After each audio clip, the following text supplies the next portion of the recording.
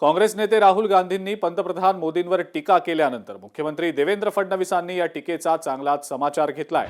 विरोधकांची भूमिका दुटप्पी आहे, मोदींच्या दौऱ्यावर टीका करणारे बिनडोक आहेत असा घणाघात मुख्यमंत्र्यांनी केलाय।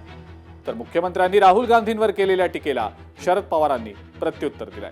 फडणवीसांनी राहुल गांधींबाबत वापरलेले शब्द अयोग्य आहेत, विरोधी पक्षनेत्याबाबत अशी भाषा वापरणं शोभत नाही असं शरद पवारांनी म्हटलंय।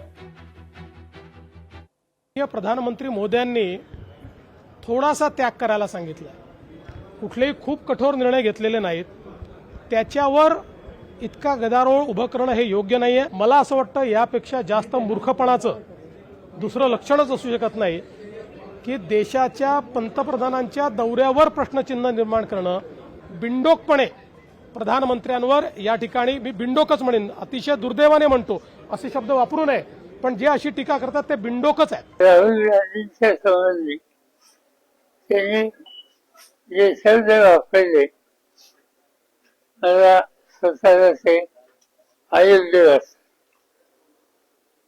राहुल गांधी हे विरोधी पक्ष नेते आहेत आणि तेही संसदेत, आणि त्यामुळे सिंगल सवालाची भाषा या पदावर असलेल्या व्यक्तीच्या संबंधी चालली तर आपली स्टेटमेंट लोक अधिक गांभीर्याने घेतात आणि ते घ्यावी अशी अपेक्षा आहे।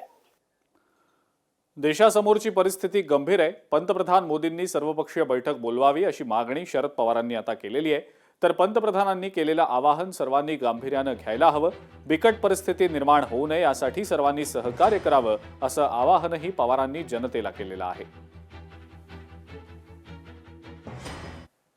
प्रधानमंत्र्यांचं स्टेटमेंट आल्यानंतर मी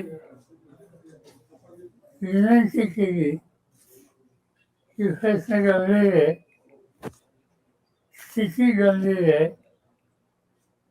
आणि अशा वेळेला देशाच्या सगळ्या पक्षाच्या नेत्यांची बैठक ही अनेकदा आपण क्रायसिस असला तर दिल्लीला बोलवतो तशी बोलवावी आणि त्याला प्रधानमंत्र्यांनी स्वतः हजर राहावं। एकंदर अर्थव्यवस्थेवर किती गंभीर परिणाम होईल हे जे मुख्यमंत्री प्रधानमंत्री सांगायचा प्रयत्न करतायत, एकंदर देशाच्या अर्थव्यवस्थेवर आणखीन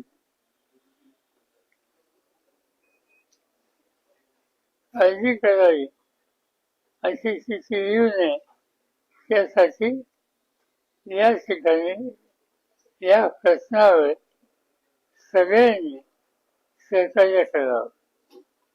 गृह विभागाचे लोक आणि माझा पर्सनल स्टाफ त्यापैकी एक असे साधारणतः 2 ते 3 वाहनं ही माझ्याकडे यापूर्वी ती 4 होती, म्हणजे ती जादा होती, पण ही 4 मी करून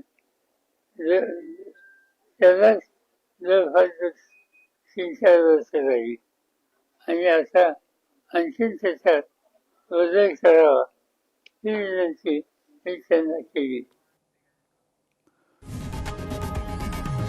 लोकशाही मराठी ऐका, पहा, जागरूक रहा।